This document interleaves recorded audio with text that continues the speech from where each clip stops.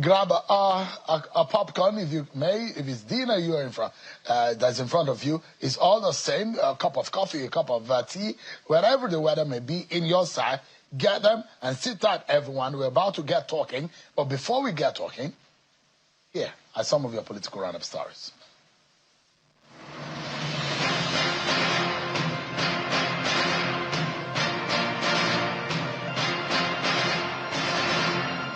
The Supreme Court has dismissed the appeal filed by the governorship candidate of the People's Democratic Party, Mr. Bola Ajayi, following the formal withdrawal of his appeal. Explaining his decision, the PDP candidate said he withdrew the case after due consultation with members of the party. He extended his heartfelt wishes to Governor Aida Tiwa and pledged to work towards the development of the state. The resident electoral commissioner for the Federal Capital Territory, Mr. Aminu Idris, is urging residents of the nation's capital to take advantage of the ongoing continuous voter registration to be able to vote in the area council elections scheduled for early next year. Mr. Aminu made the call during a sensitization exercise in Abuja. He assured FCT residents of the readiness of the electoral umpire to ensure everyone who desires to participate in the electoral process is properly captured, stating that all initial challenges have now been surmounted. Civil society organizations are urging Nigerians to acquaint themselves with the knowledge and understanding of the Electoral Act to be able to understand the duties of the Independent National Electoral Commission, INEC. This call was made during a town hall on electoral reforms organized by the Peering, Advocacy and Advancement Center in Africa, held in Ilorin, the Kwara State capital. And finally, thousands of loyalists of former Zamfara Central Governor Kabiru Marafa have distanced themselves from his decision to leave the All Progressives Congress APC, declaring their continued support for President Bola Ahmed Tinubu and the ruling party APC. Speaking on behalf of the group, the former administrative secretary of the Marafa structure in Zamfara State, Abdul Kadir Mijinyawa, says the loyalists have resolved to remain in the party and support President Bola Ahmed Tinubu's administration.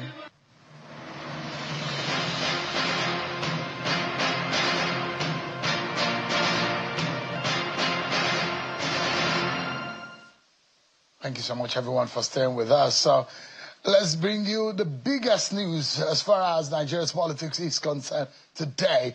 And it's the news coming from the presidential villa. Today, we now know that President Bola Tinubu has announced the end of the state of emergency in Rivers State 6 months after it was declared in response to a constitutional and political deadlock. In a nationwide broadcast, the president recorded how governance in the state had come to a complete halt in March of this year, with the governor and the House of Assembly at loggerheads, critical state asset under threat, and even the Supreme Court affirming that Rivers State had no functioning government. President Tinubu explains that invoking Section 305 of the 1999 Constitution was a painful but necessary step to restoring order, leading to the suspension of the governor, his deputy, and lawmakers for half a year now, with what he described as a groundswell of new understanding among Rivers stakeholders. The president says there was no reason to extend the emergency by a single day beyond its original timeline. Effective midnight, the governor, deputy governor, and state assembly members are to resume office, marking what President Tinubu called, quote, a remarkable achievement for peace and democracy, while thanking the National Assembly, traditional leaders, and Rivers citizens for their support. The president also reminded leaders across the country that democracy thrives only in an atmosphere of peace, order, and good governance. Let me quickly remind everyone what the timeline looks like in the past 6 months, where the state of emergency is something that has been a major event in our political and democratic life. And of course, we know that it was in March that the president made that declaration where he says that there will be a state of emergency imposed on the on Rivers State. And the following day after the pronouncement of the president, the sole administrator in the state resumed office. So it was on the 18th of March 2025 that the president declared a state of emergency, and on the 19th, Vice Admiral Ibok Etel Ibas resumed as the administrator in Rivers State. The crisis, a lot of people will say, was triggered by the governor and House of Assembly deadlocking on several issues. There are 4 versus 21 and 27 lawmakers in a split. The Supreme Court ruling confirmed no functioning government in Rivers State from the basis of what the president has used on the legal grounds to declare the state of emergency. And from March to September 2025, the governor, the deputy governor assemblies were suspended for 6 months, taking them out of the equation of governance. And the 17th of September marked the end and the expiration of the 6-month period of emergency rule, and President Tinubu announced on the same day to end a period of emergency rule on the 18th of September, expecting Governor Simfobara and the House of Assembly to resume their duties. A lot of things happened then.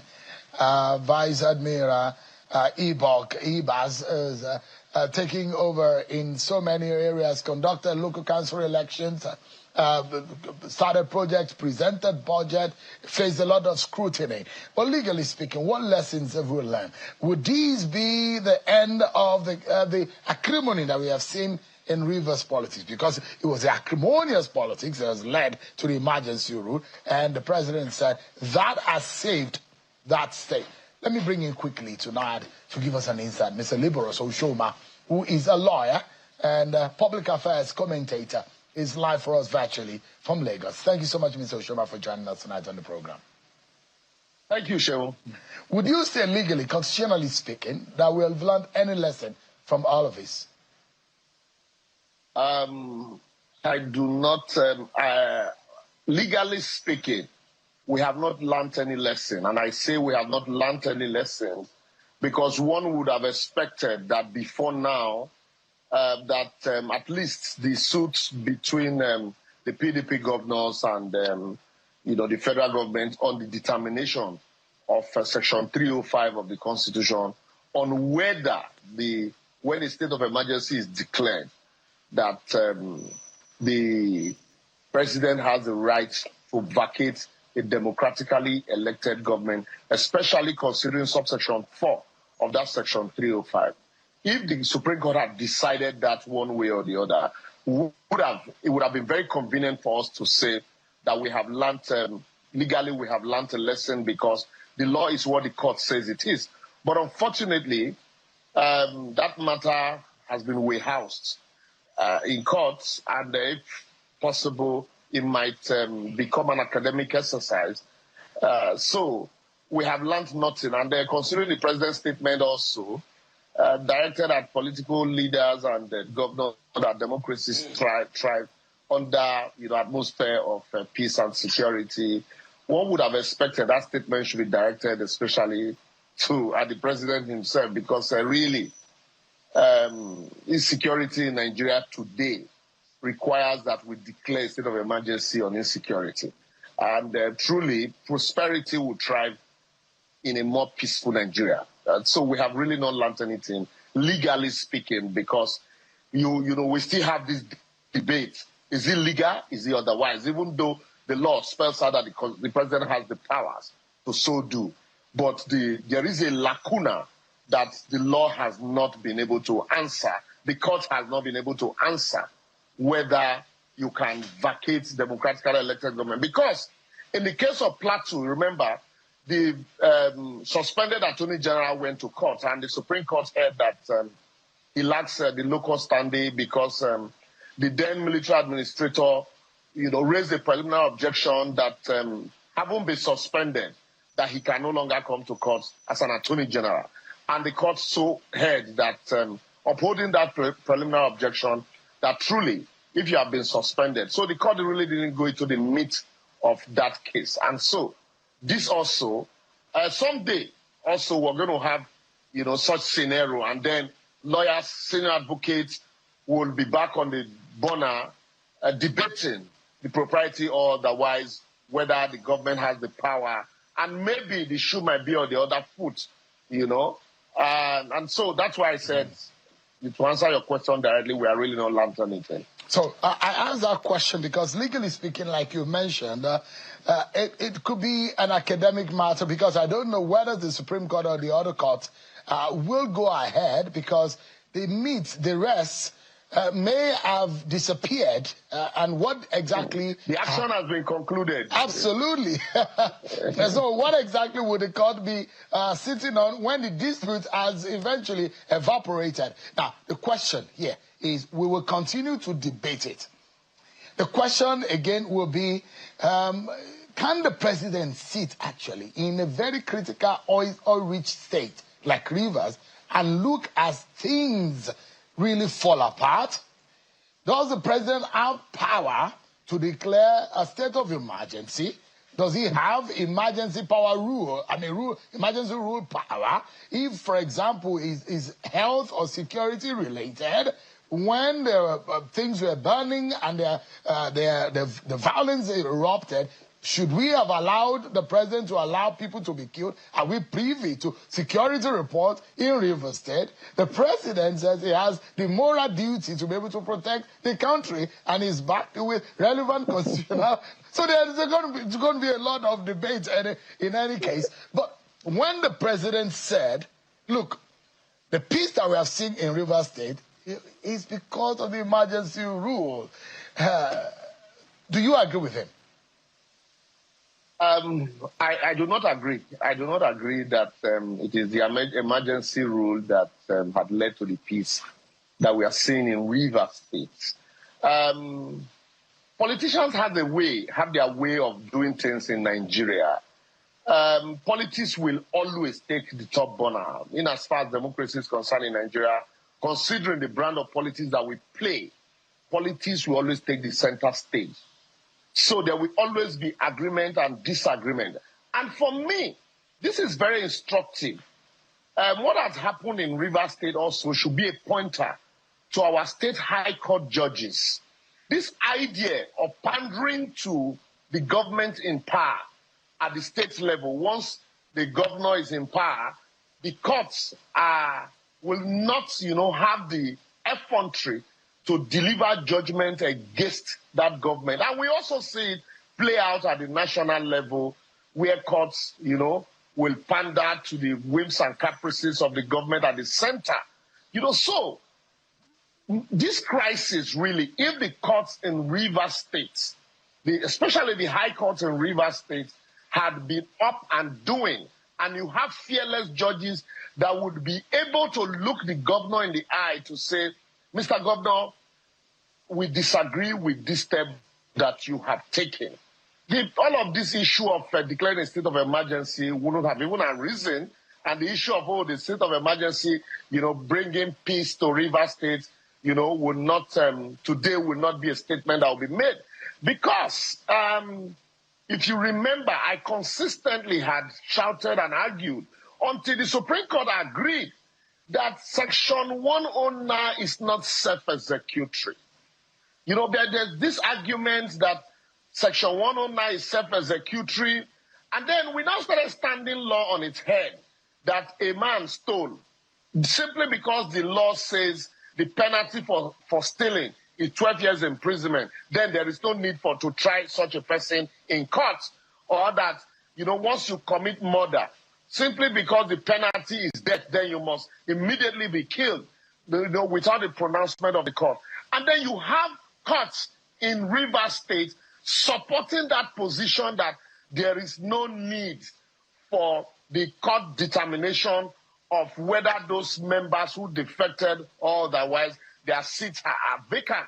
And then you find the state high courts dabbling into matters that they clearly do not have jurisdiction over. So when all of this happened, the impression is that once you have a governor at the state, then the courts in the state must give judgments in favor of that government. Once it's at the center. So I would largely also say this is not to take away the industry of our hardworking judges, but this attitude of pandering by judges also led to the crisis in Rivers State, because politicians will always do their thing. They will always play politics anyway. So this politics of self, politics of godfatherism. So at the end of the day, we saw how Fubara was gradually reined in, and then the piece of the graveyard that we all saw, the handshake, and then so if the governor had to wait for for a declaration of a state of emergency and suspension from office for him, to know that there should be peace. And that's why the politicians will say, it is the peace that helped us to rein him in. But ordinarily, it should have been the court that should point everybody in the right direction. Mr. So Shoma, I do not think. Yeah. I was asking that question in respect of whether or not, legally speaking, we've learned our lesson. And I mean, if you look at what is happening in the United States, for example, in any federal state, you see that thin line between the role of the president and the federating unit. See what's happening in Los Angeles when Trump deployed National Guard. When he did in Memphis, in fact, there are lawsuits as to whether or not, why should the American president deploy on certain issues, whether he has a power. And the federal government is saying in the United States that it cannot look on and see crises take over the street.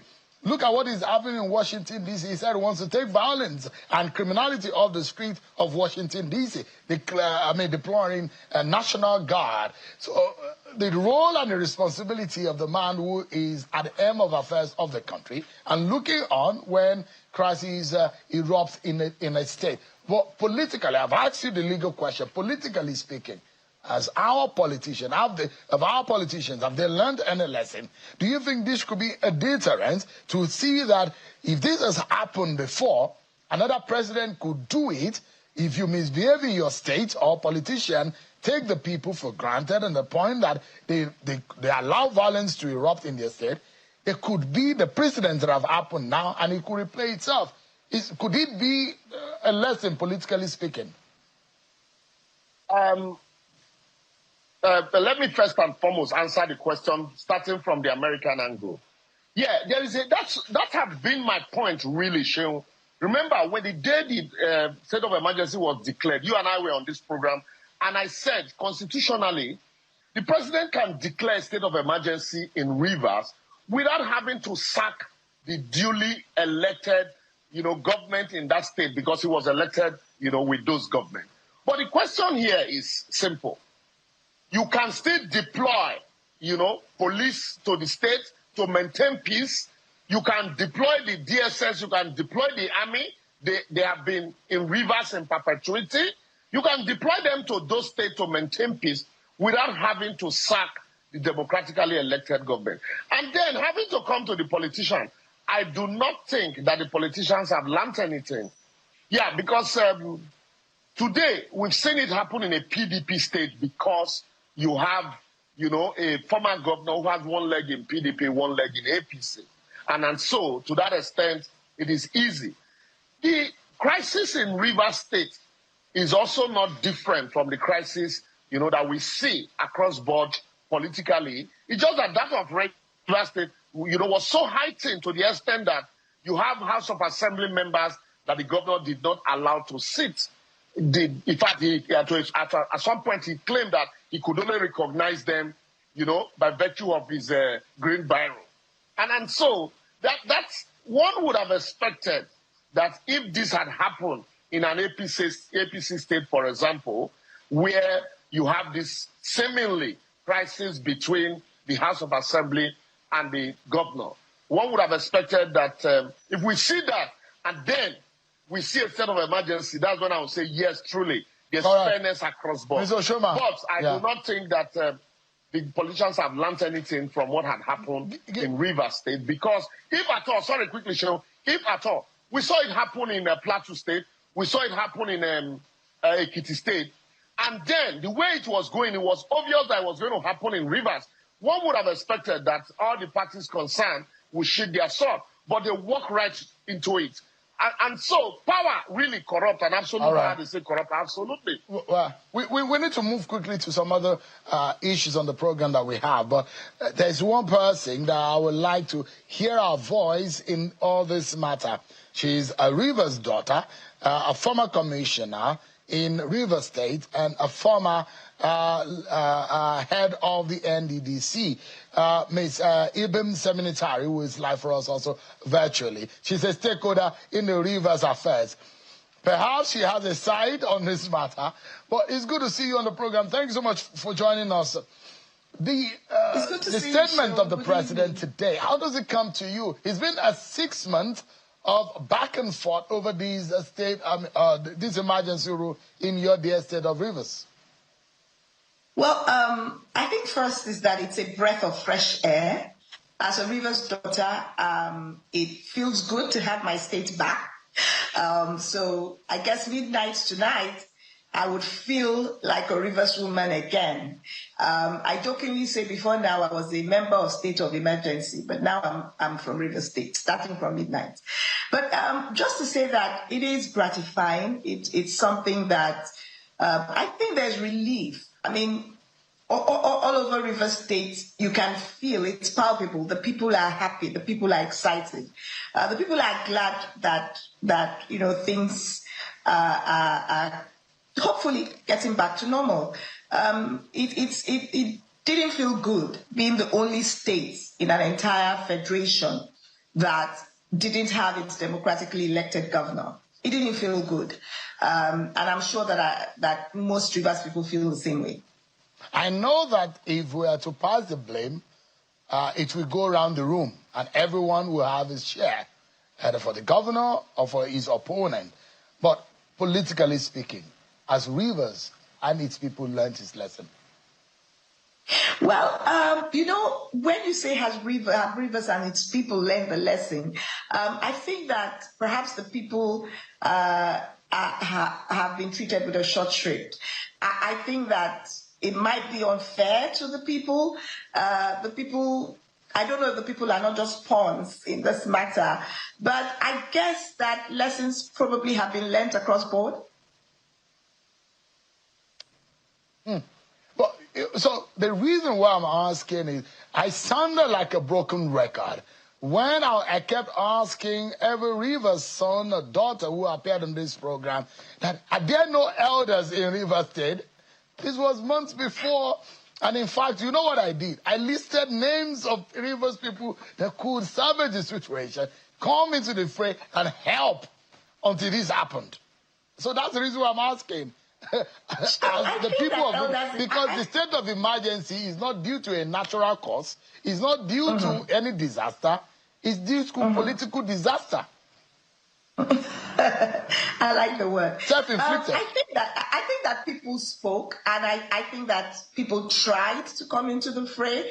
I think it might be unfair to suggest that there were no elders or no elders spoke, but what happened has happened, and I think that going forward, we just want to move forward.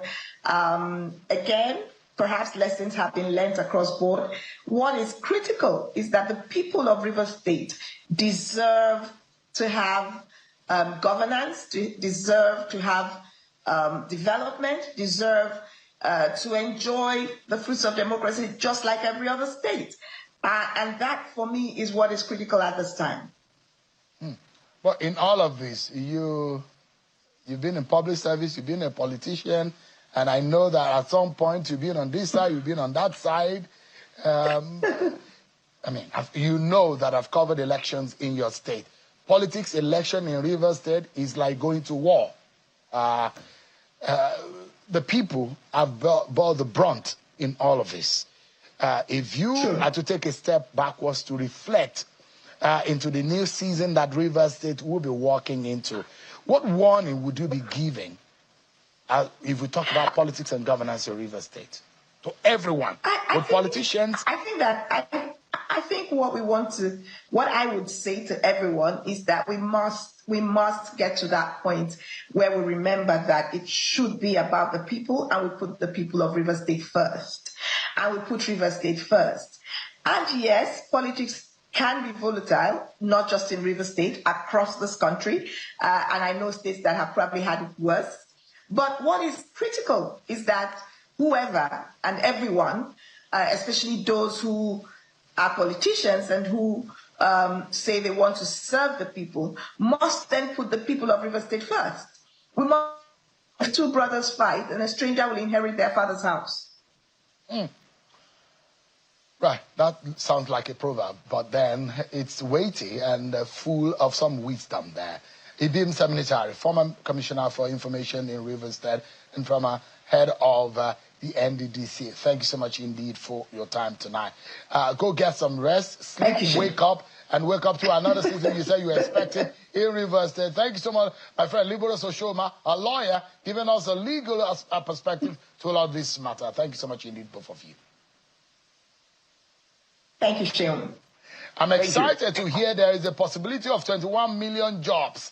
Well, who is bringing it? Where does the job exist? They say it's in the Agric sector, and there are incentives.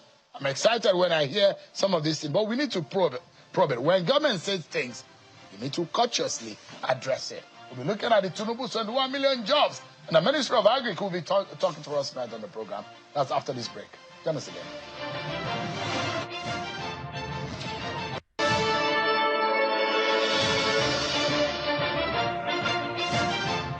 Thank you so much, everyone, for staying with us. The federal government is rolling out fresh incentives. It says it could transform Nigeria's agricultural sector and create over 21 million jobs.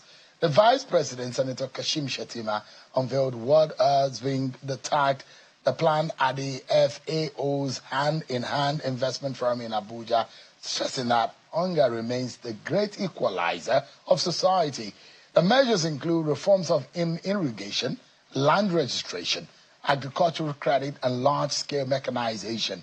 All of these are part of President Bola Tinubu's economic agenda to boost food security and cut Nigeria's reliance on import.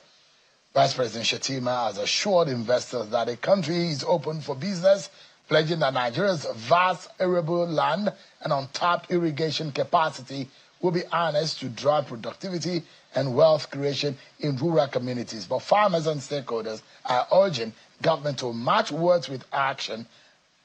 The National President of the All Farmers Association of Nigeria, Kabir, has welcomed the initiatives, but warned that without full implementation, the plans risk becoming another cycle of unfulfilled promises. But let's take a listen to the Vice President, Kashim Shettima, where these 21 million jobs will be coming from.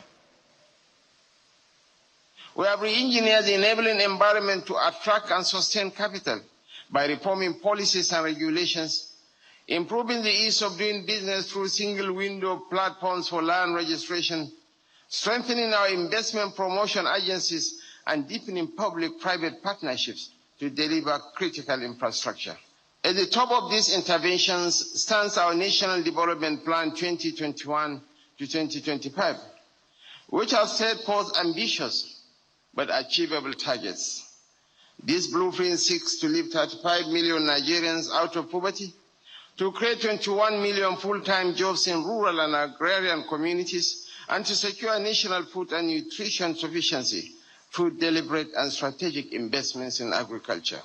Our national investment portfolio is guided by the priorities we share under the FAO's hand-in-hand initiative. We asserted this commitment in 2023 and again in 2024 during the World. All right. That was the Vice President, Kashim Shettima, at that event yesterday. Let's get to know inside what this means. Of course, I will be showing you a chart of the food prices, inflation figures, and how things have changed in the past few months. I'm being joined by the Minister of State for Agriculture, Senator Shadi Abdullah, is live for us in our studio. Thank you so much, Honorable Minister, for joining us tonight. Thank you, Sean, for having me. Good news, 21 million jobs. I'm happy that 21 million jobs, it was about 3 million jobs that we understand that the sector could provide. We hit, there was a moment the president declared a state of emergency on food security in Nigeria, and we thought now that farmers can go to work. But you know what has happened?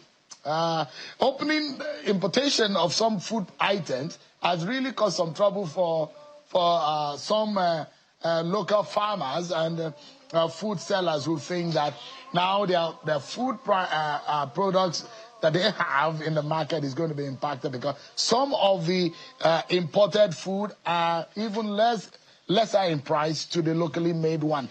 But in reality, Minister, let's begin. These 21 million jobs, is it going to be futuristic or it is here now? Well, Shehu, thank you very much for having me. And I think when something is unveiled, it's unveiled as what we intend to achieve. As a program? Yes. And like the Vice President said, it's about re-engineering our policy framework, identifying priorities that will enable us to achieve this transformation. And so it's not about a one action or one policy window. It's a bouquet of policies, actions, programs, initiatives.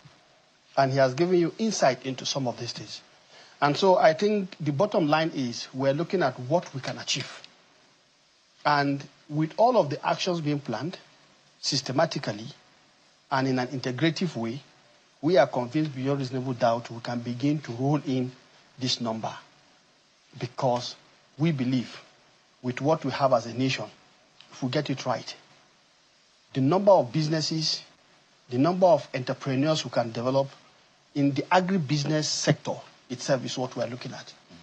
And I think that is why you have to have a projection, you have to have a target. You must work for something. Yeah. And right now, that is what we are working on.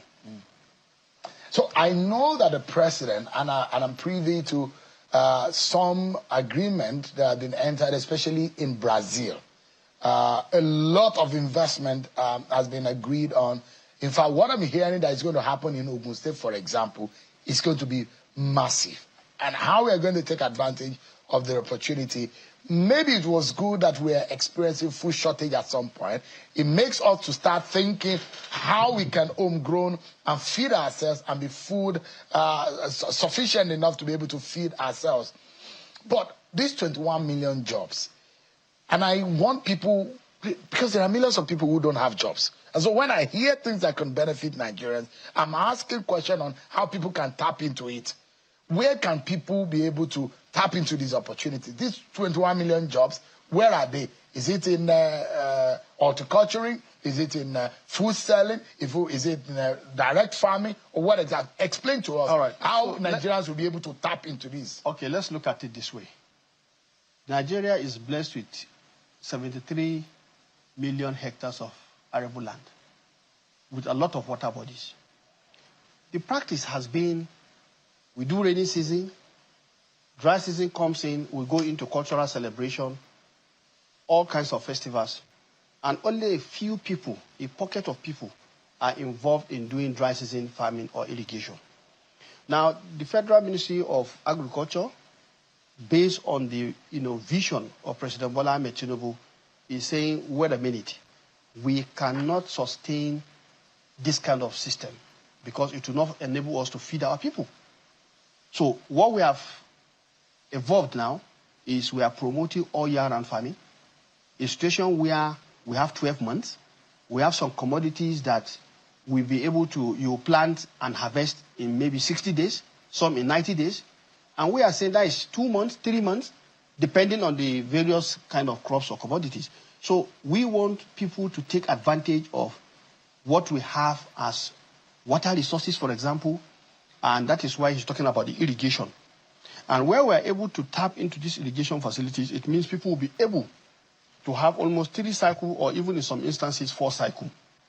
Just this evening, we were discussing where my colleague and brother, Senator Abubakar Kyari, was talking about an opportunity we saw in terms of a new variety that you could plant and within almost 40 days, you are ready to harvest.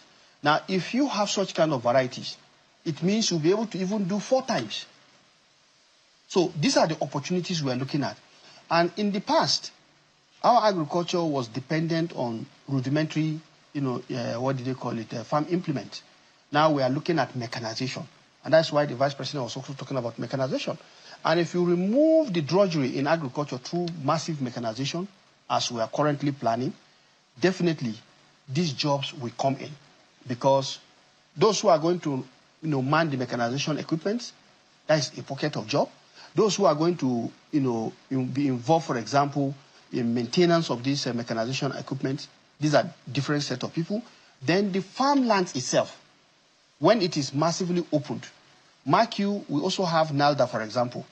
NALDA is currently also mandated to open up agricultural lands. And I think based on the National Economic Council and the directive of Mr. President, President Bola Ahmed Tinubu, there is ongoing effort now for states to identify farmlands that will be developed into farm estates. So all of these things are being done concurrently, and that's why we're talking about the land registration, so that at the end of the day, if you have a land, it's possible you are not ready to farm. But under that window, somebody who is ready to farm and needs a farmland will be able to access it. Yeah. So the whole thing we are doing is actually to open up massive opportunities for people. And mark you, agriculture is a knowledge-driven endeavor. It's not something that you think you can just do without the knowledge. So we're also looking at how we are going to empower our farmers by training them, providing them with a lot of skills in terms of the good agricultural practices, because overall, if you are able to do this, then farmers that will have earned maybe 2 tons per hectare can now be earning 6 tons per hectare. Minister, quick one. And I'm going to hammer more, because I want the young person who is out there, whether he's a youth service corps member or just a fresh graduate. Those, when I hear jobs, I wish if I was an unemployed person, I would be interested in that portion. Absolutely. But you have not answered that question. I'm giving you how immediately. Where do we go? Can we go to the ministry to get these jobs, or we go back to the states? Where do we get these 21 million jobs, and remember, 35 million people will be taken out of poverty. So when government people say things, we want to hold you guys accountable. Yes. You can't just mention these figures. Yes, but when people don't have jobs. Listen to this, Shehu. These jobs is not like cake that you carry and give to somebody. Is it? But can we apply for it? It's not something that you are going to say to apply for what? What is important is that with what we are saying, all Nigerians, a lot of Nigerians have land. Some have not gone to their land because they feel agriculture, the drudgery of agriculture has driven them away. Are there funds that people can tap into? These are the points we are making. For example, just recently, the 250 billion naira that was spoken about as a provision for government to say that smallholder farmers will now be supported to access this fund to do their agricultural operations. Now, you see, you've just spoken in the course of, what did they call it, the program just before ours. You were talking about lesson. In all of it, we are asking about lesson. One lesson we have learned is that in the past, a lot of programs have been done. At the end of the day, where are the programs? They fizzle out. So we are not interested in... Is this sustainable? This very one? What we are talking about now... 5 million people out of poverty, 21 million What we are million talking jobs. about now is to create a sustainable, transformative process. And that is the point we are making. Irrigation. We are going to make provisions for irrigation tools, irrigation facilities. Right now, we have also identified the fact that if you allow the current irrigation system, the cost of fueling is unsustainable. So we are looking at the alternative in terms of solar-driven irrigation facilities. So the point I'm making here is that there is going to be provision for access to capital. That's why the 250 billion is How do we apply for that capital? That is in the works right now because we don't want to just make it an all-commerce affair. Remember in the past, for example, I was here, you were asking me about anchor borrowers. When anchor borrowers was done, it was done with good intention. But at the end of the day, a lot of people who do not mean well for government or the agricultural sector itself hijacked it, took the money, and never went into agriculture. So this time around, we are working with the states and all other actors, the private sectors, and even the Farmers Association, to see who are the Nigerian farmers. How do we get them on board? Because we are tired of a situation where you bring out a program and the next thing is the privileged people come in with all manners of application, take the money, because and get out. I'm imagining that someone who just finished school and who is hearing there's a possibility that you actually can go into agriculture without having to leave your white-collar jobs. I give you an example. Yeah. You know, for the tractorization, for example, we are looking at making it possible for young Nigerians to have access to managing the mechanization service center, where they can form themselves into groups, a cluster of companies, and then they will be given opportunity to have access to these things. Now, all of these things, as we are saying it, is not something, like I said, it's not cake. You just put it in 2-3 minutes, you turn, and then it's ready, you give it to people. No, there's a lot of work being done right now. And I want to say that we are saying it with all manners of sincerity because always, whenever these things are discussed, President Bola Ahmed Tinubu, we ask, how are Nigerians going to benefit? the ordinary Nigerians out there, which is what you are asking. And that explains why we have to do a lot of work, ensure that we have a foolproof plan, so that at the end of the day, we'll know who the target beneficiaries are, and we'll guide them in terms of how they can assess. So, the Brazil deals, when are we likely to see them start to be meaningfully played out in the economy and fiscally? Well, here we go again. We've just come back, and just this evening, we had a review meeting where we've looked at all of these things. And we are drawing up an action plan over the next 5 years, or for the next 5 years, to see how we are going to ensure that everything we have signed as MOU between Nigeria and Brazil is going to be fully implemented. And that is now in the works. You see, these are all showing that, yes, government means business. It's no longer business as usual. And like you have said earlier, what are the lessons to be learned? And there are a lot of lessons to be learned. Right. And let me say this to you. There was a time in the past when similar thing was done. And after we came back, nothing was done. But the difference now is that we have had a post-review meeting to showcase the fact that there's a difference. Yeah. Now we are looking at tracking all the agreements, who is doing what. And by the way, while it is not within my remit, just today, I understand the Minister of Aviation, they are already doing the groundbreaking for one of the agreements in terms of the Embraer group coming into the airline maker, the Brazilian based airline. They are going to have their presence here. So that's those are the kind of business So we're talking about. let me ask you quickly, Minister. Are we still importing rice? Because that effort to hit the high price, the spike, are we still importing rice officially? Not at all. Nigeria is no longer importing rice. Are we importing any kind of grain? Not to my knowledge. Okay. Because there are those who will be worried that, and the farmers who are saying that the importation and these imported rice and some of these grains are impacting on local production. This is simple, this is economics. And I will say this to you. The challenge for every government, when you want to balance what your food security objectives are, you will face this. Because what is food security? Availability of food, accessibility of food, affordability of food, and then the right nutritional contents on a continuous basis. Now, what does this translate into? If food is available and is accessible, but it's not affordable, there will be outcry. And right now, what has happened that you are talking about is because a lot of Nigerians were finding it difficult to meet the kind of food they want because the prices of food have gone up. That was what we experienced some months back, isn't it? When we are crying about food, inflation. Now, at the end of the day, what are we saying? We want the price to come down. When the price comes down, it means the farmer is not going to get the kind of profit he's making. If he's not even careful, he could lose. So this is where government comes in. But have we crossed that line of our crisis in food security? Are we out of the woods? Well, I won't say we are completely out of the woods, but there is substantial improvement. And when I mean substantial improvement, we have seen a drop in the prices. But you see, affordability is not driven by only the supply. Remember, we are living in an economy, and there are a lot of things out there that will also impact on capacity of people to be able to afford food. All right. Give me a moment, Minister. We go on a break, but I will show Nigerians the prices of this food.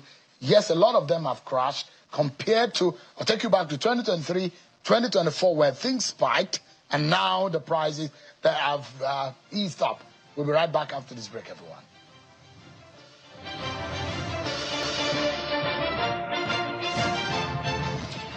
Thank you so much, everyone.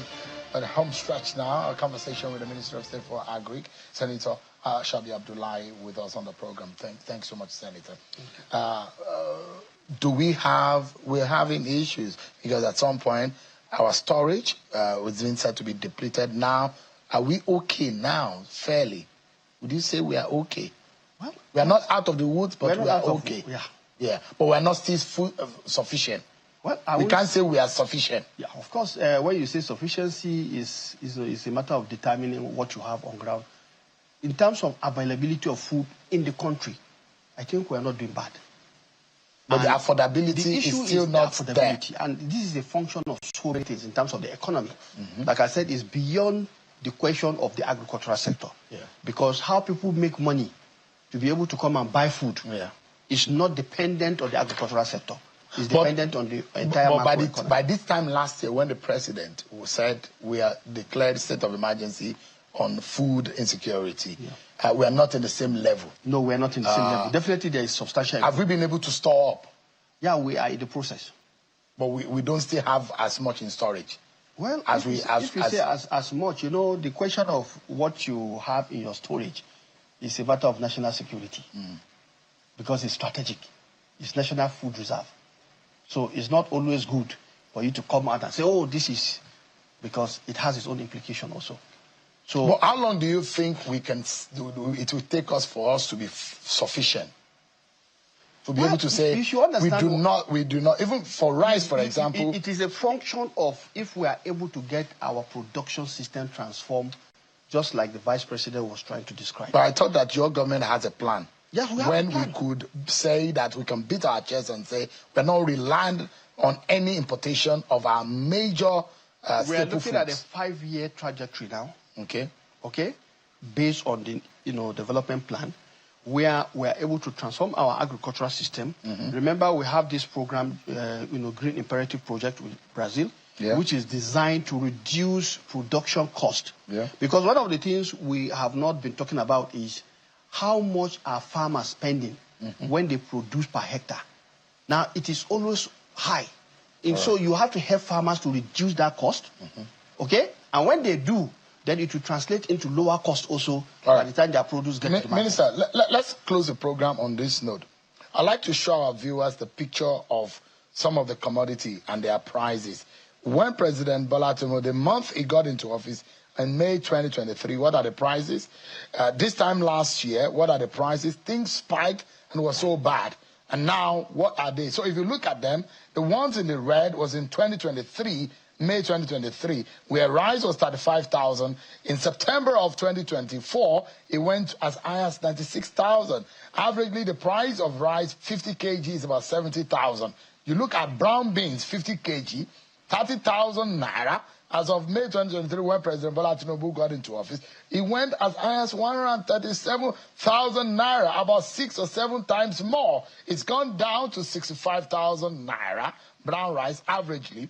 Palm oil, things have not really shaped up. It's still not better. From 29,000 to 52,000, it's even more expensive now, 65,000. I don't know what the reason would be. 50 kg of flour, 29,000 to 63,000, is higher now at 65,000. Cement, 4,000 to 9,000 to 11,000, it's more expensive. Crate of eggs went from 4,000 to 6,000 last year and 6,000 now. A loaf of bread from 1,000, it doubled to 2,000, it still retained that price. Minister, do we see these prices going down more? Let's close. That's exactly what we are hoping to achieve in terms of what?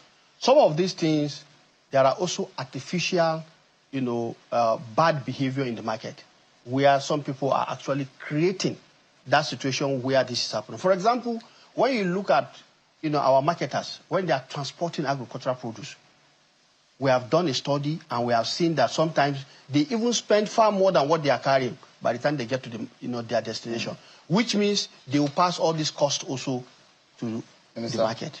And so I believe better days are ahead. Better days are ahead in terms of the bouquet of policy actions that we are making. And we believe that President Bola Ahmed Tinubu's vision of a country where no one goes to bed hungry is possible. Shabi Abdullahi is the Minister of State for Agriculture. Thanks so much indeed for your time. Thank you very much. That's our show for today, everyone. Many thanks for watching. I'm Sean Kimale. God bless Nigeria.